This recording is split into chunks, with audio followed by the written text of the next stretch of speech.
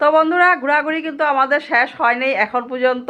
তো এখন বাজে রাত্র 6:30 বাজে আর কি। তো যাব একটু বিয়ে বাড়ি বলতে আমাদের আসামে যেটা বলে তুলনি বিয়া। তো সেখানে যাব। তো ওই যে ননদ রেডি, কই দেখায় তো একটুখানি। রেডি, ও সুন্দর করে সাজুগাজু করে রেডি হয়ে নিয়েছে। আমি যাব, আমার ননদ যাবে, আর তোমার দাদাভাই যাবে। আমরা তিনজনে যাব, ছেলে আজকে বাড়িতে থাকবে, ওরা যাবে না। তো দেখো, একটা সিম্পল শাড়ি পরে নিয়েছি। আর যাব ওখানে খাওয়া দাওয়া করি, তারপরে চলে আসবো।